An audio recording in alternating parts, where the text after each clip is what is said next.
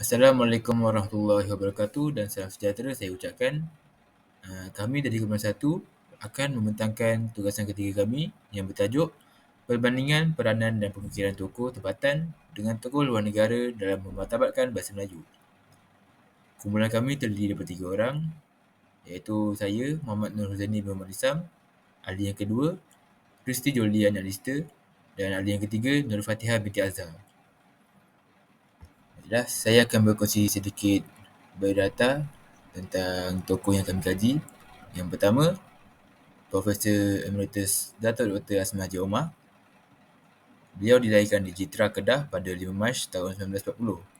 Beliau merupakan pakar nahwu bahasa Melayu dan tokoh terkenal dalam bidang perancangan bahasa. Yang kedua ialah Profesor Emeritus Datuk Dr. Nik Safia Karim. Beliau dilahirkan di Kota Baru, Kelantan pada 17 Disember 1939. Beliau merupakan tokoh dan cendekiawan tanah air yang aktif memperjuangkan kedaulatan bahasa Melayu. Yang ketiga, tokoh dari luar negara iaitu William Shelley. Dilahirkan di Norfolk, United Kingdom pada 27 Ogos 1862. Beliau salah seorang penterjemah Alkitab dalam bahasa Melayu. Beliau juga aktif bekerja sejak tahun 1891 hingga 1948. Dan yang terakhir, Sir Richard Olaf Winstead, dilahirkan di Oxford, United Kingdom pada 2 Ogos 1878. Beliau seorang pekaji timur Inggeris dan pentadbir kolonial British yang berbakat dalam bahasa Melayu. Seterusnya, saya akan buat perbandingan di antara Profesor Emeritus Dr. Asma Haji Omar dan Sir Richard Olaf Winstead dari aspek peranan dan pemikiran. Dari aspek peranan, Dr. Asma Haji Omar telah menulis buku dalam bidang tata bahasa. Antara bukunya yang dikeluarkan ialah Nahwu Melayu Mutakhir dan Morfologi Sintaksis Bahasa Melayu dan Bahasa Indonesia. Bukan itu sahaja, beliau telah menerbitkan buku tentang perkembangan sejarah dan genealogi bahasa Melayu sebagai bahasa tua. Sir Richard Olaf Winstead pula berperanan dalam menentukan hala tuju sistem pendidikan di tanah Melayu. Buktinya, beliau telah menubuhkan Sultan Idris Training College (SITC) yang kini dikenal sebagai Universiti Pendidikan Sultan Idris. Beliau bertujuan untuk melahirkan guru Melayu yang berpendidikan tinggi. Selain itu, beliau telah mewujudkan jawatan penolong pengarah pelajaran khusus untuk menangani pendidikan orang Melayu. Ini menunjukkan kesungguhan Sir Richard Olaf Winstead dalam menangani isu pendidikan orang Melayu. Bukan itu saja, beliau merupakan individu pertama yang menggendong jawatan ini. Selain itu, beliau memberi sumbangan dalam bidang bahasa dan kesusasteraan. Beliau berperanan menangani pendidikan orang Melayu, menyebabkan ribuan kanak-kanak Melayu telah disekolahkan.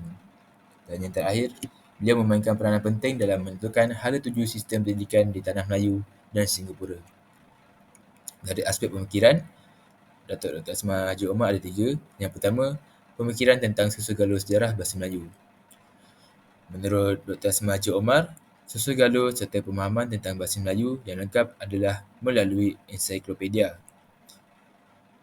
Ensiklopedia merupakan perkembangan bahasa dari sudut sejarah, variasi tulisan, ejaan, fonetik, fonologi, nahwu, morfologi, sintaksis, ragam bahasa dan etimologi. Bahasa Melayu merupakan bahasa rumpun Austronesia yang terbagi kepada 4 keluarga, iaitu Nusantara, Melanesia, Micronesia dan Polynesia. Bahasa-bahasa dalam keluarga Indonesia dikenali sebagai bahasa-bahasa Austronesia Barat dan keluarga tiganya lain dikenali sebagai bahasa-bahasa Austronesia Timur atau juga dikenali sebagai bahasa Oceania kerana terdapat di kawasan lautan. Asma Haji Omar turut menyatakan teori pergerakan bahasa Austronesia dengan mengambil beberapa teori sarjana dunia iaitu teori Kerm berdasarkan bukti linguistik dan bukti budaya. Pemikiran yang kedua ialah pemikiran tentang bahasa dan alam Melayu. Asma Haji Omar meneroka alam pemikiran Melayu dan pengalaman-pengalaman orang Melayu yang terakam dalam bahasanya. Melalui penelitian terhadap kanak-kanak, khususnya dalam penuturan bahasa itu sebagai bahasa pertama dan bahasa orang dewasa. Penelitian mengenai bahasa kanak-kanak dilakukan secara empiris, bertumpu pada pelbagai unit fungsi bahasa. Pemikiran yang ketiga ialah pemikiran tentang nahwu dan tata bahasa.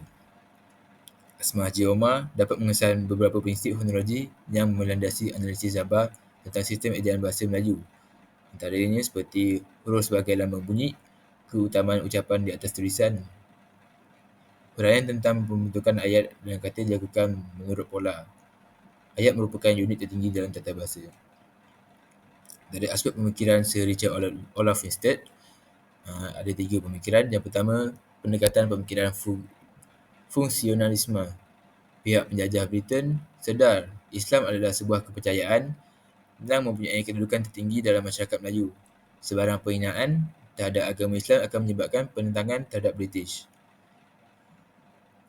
Pihak British ini anti-Islam, tapi penjajah Britain mereka tidak pernah melakukan sebarang tindakan provokasi terhadap agama Islam. Namun pihak British mempunyai akal yang licik. Mereka menggunakan satu perjanjian, iaitu Perjanjian Pangkor 1894 untuk merendahkan taraf agama Islam. Kesannya, Raja Melayu hilang kuasa. Raja Melayu mempunyai batas dalam pemerintahan. Mereka hanya diberi kuasa merintah perkara berkaitan agama sahaja. Yang kedua ialah pendekatan pemikiran humanisme, iaitu satu pendekatan mengkaji dan menilai manusia dengan merangkumi tingkah laku dan pegangan agama, serta menggunakan sudut pandangan yang bebas bagi memenuhi kriteria penyelidikan yang bersifat kritis. Pendekatan ini merujuk kepada falsafah yang menjadi pegangan kepada Richard Olaf Winstead dalam menilai sesuatu masyarakat. Dan yang terakhir, pendekatan pemikiran sejarahisme. Pendekatan ini menggunakan sudut pandangan yang bebas dalam memahami sesuatu fakta sejarah dan kebergantungan sepenuhnya dengan akal untuk mencari jawapan. Baiklah, seterusnya, peranan Asma Haji Omar ialah beliau telah menterjemahkan Kamus Bahasa Inggeris Oxford Evans Learner Dictionary ke dalam bahasa Melayu. Seterusnya, beliau juga telah membuat penyelidikan tentang bahasa-bahasa orang asli di Sabah dan Sarawak. Akhir sekali, beliau merupakan penyumbang rencana akademik tempatan dan antarabangsa yang tidak jemu-jemu melontarkan pendapat dan interpretasinya terhadap permasalahan ilmu linguistik. Seterusnya, peranan William Shelley pula ialah beliau telah berhasil mencetak Injil Mentius dalam bahasa Melayu dengan memakai askara Latin. Seterusnya, beliau juga telah menterjemahkan perjalanan seorang penulis kaya bernama John Bunyan ke dalam bahasa Melayu Baba. Akhir sekali, beliau juga merampungkan sebuah adaptasi penyajian baru ke dalam bahasa Melayu Baba. Baiklah, seterusnya saya akan menerangkan tentang perbezaan antara pemikiran Asma Haji Omar dengan pemikiran William Shelley. Menurut pemikiran Asma Haji Omar, pemikiran yang pertama ialah pemikiran tentang bahasa dan alam Melayu. Ialah, menurut Asma Haji Omar pada tahun 1993 telah menerongka alam pemikiran Melayu dan pengalaman-pengalaman orang Melayu tentang terakam dalam bahasanya. Yang poin yang kedua ialah terdapat beberapa penemuan beliau terhadap bahasa subjek pendidikan yang sesuai dengan sesuatu yang terdapat dalam bahasa lain tetapi terdapat perbezaan. Yang ketiga ialah khususnya dalam penguasaan sistem bahasa secara kronologi, iaitu menurut peredaan masa sesuai dengan peningkatan usia kanak-kanak. Pemikiran yang kedua ialah pemikiran tentang nahu dan tata bahasa. Menurut Asma Haji Omar pada tahun 1976, dapat mengesan beberapa prinsip fonologi yang mendalasi analisis Zabar tentang sistem ejaan bahasa Melayu seperti yang berikut. Yang pertama ialah huruf sebagai lambang bunyi. Yang kedua ialah keutamaan ucapan di atas tulisan, iaitu kewujudan bunyi mendahului tulisan. Yang ketiga ialah menurut beliau, ayat adalah unit tertinggi dalam tata bahasa Melayu. Ayat mestilah dimulakan dengan perbuatan-perbuatan senyap dan juga diakhiri dengan perbuatan-perbuatan senyap. Pemikiran ketiga ialah pemikiran penguasaan bahasa menurut situasi. Asma Haji Omar pada tahun 2002 menyatakan pengertian setiap bahasa merujuk kepada pengertian yang mematuhi pendomen politik, sosial atau budaya dalam penggunaan bahasa menurut situasi. Seterusnya ialah setiap bahasa tidaklah bermakna bahawa seseorang itu harus menggunakan satu bahasa saja dalam kehidupannya sehari-hari dan menyisihkan bahasa yang lain. Akhir sekali ialah beliau telah mengemukakan pemikirannya mengenai peraturan linguistik adalah peraturan yang memastikan keteraturan sebutan dan nahu dalam penggunaan bahasa. Baiklah, sekarang ialah pemikiran William Shelley. Yang pertama ialah memainkan peranan dalam bidang penulisan sejarah Melayu iaitu Sulalatus Salatin. Seterusnya ialah hasil penulisan beliau selain daripada sejarah Melayu termasuklah hikayat Abdullah bin Abdul Qadir dalam aksara Latin, kamus, buku tata bahasa Melayu dan terjemahan perjalanan sang musafir. Di samping itu ialah berkolaborasi dengan penulis Melayu iaitu Sulaiman bin Muhammad Nur dalam menerbitkan kitab Kilaran Budi dan Hikayat Hang Tuah. Selain itu ialah pada tahun 1912 versi penterjemahan William Shelley berjaya diterbitkan. Seterusnya ialah beliau juga menjaga sensitiviti masyarakat Muslim. Selain itu ialah beliau membuktikan ketinggian darjah dan mutu serta kualiti bahasa Melayu klasik. Tambahan pula, beliau juga menumbuhkan Sultan Idris Training College untuk menentukan hala tuju sistem pendidikan dan melahirkan lebih ramai guru-guru Melayu yang berpendidikan tinggi. Akhir sekali ialah beliau telah menerbitkan 85 buah buku bacaan sekolah di bawah Malay School Sumbangan Series. Baiklah, selanjutnya saya akan menerangkan berkaitan perbandingan antara Nick Safiah Karim dan William Shelley. Nick Safiah Karim dan William Shelley mempunyai persamaan, iaitu mereka berdua merupakan tokoh bahasa yang memartabatkan bahasa Melayu melalui penghasilan sesuatu karya. Nick Safiah Karim mempunyai peranan tersendiri, iaitu beliau mengasaskan Persatuan Wanita iaitu ataupun lebih dikenali sebagai Pertiwi yang bermaksud Pertubuhan Tindakan Wanita Islam. Beliau merupakan pakar rujuk bahasa Melayu di Brunei. Beliau juga menyumbang banyak dalam bentuk penulisan dan penyertaan dalam persidangan sama ada mengenai isu wanita maupun isu bahasa. Liku-liku perjalanan beliau membesar dan dengan belajar dan terus belajar sehingga mendapat kelulusan akademik tertinggi. Beliau penggunaan bahasa beliau adalah bahasa Melayu yang tepat ketika berkomunikasi. Beliau juga pernah memberi khidmat kepada Kementerian Pelajaran Singapura dan Kementerian Pelajaran Brunei Darussalam. Manakala William Shelley berperanan sebagai beliau merupakan salah seorang penterjemah Alkitab dalam bahasa Melayu. Beliau juga aktif bekerja sejak tahun 1891 sehingga 1948. Beliau memperkenalkan perubahan pendekatan terhadap orang-orang Melayu dan orang-orang Muslim. Pada tahun 1891, Shelley berhasil mencetak Injil Matius dalam bahasa Melayu dengan memakai aksara Latin. Shelley turut mengusahakan syarikat percetakannya dengan mendapat bantuan daripada Datuk Dalam. Antara syarikatnya ialah Mission Press, Methodist Publishing House dan Malaya Publishing House MPH. Selain daripada Alkitab, beliau juga menerjemahkan perjalanan sang peziarah karya John Bunyan ke dalam bahasa Melayu Bapa. Seterusnya, saya akan menerangkan perbandingan pemikiran Nick Safiah Karim dan William Shelley. Baiklah, sekarang saya akan menerangkan berkaitan perbezaan pemikiran antara Nick Safia Karim dan William Shellabear.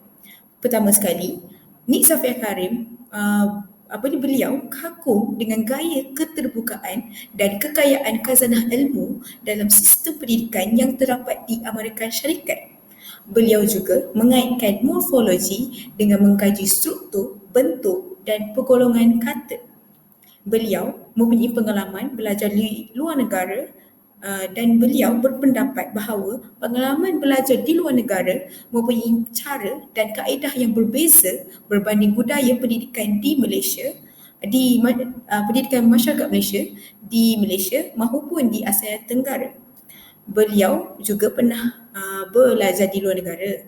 Jadi, beliau berpendapat sistem pembelajaran dalam bahasa Inggeris juga membuktikan bahasa bukanlah satu halangan untuk seseorang berjaya kerana beliau juga pernah belajar dalam bahasa Inggeris. Beliau berpendapat penggunaan bahasa Melayu ini penting dalam pelbagai bidang. Beliau juga memastikan bahasa Melayu menjadi asas pendidikan negara. Beliau juga memastikan buku ilmiah dan akademik ditulis dalam bahasa Melayu. Beliau berpendapat tanggungjawab guru adalah untuk memperluaskan bahasa Melayu.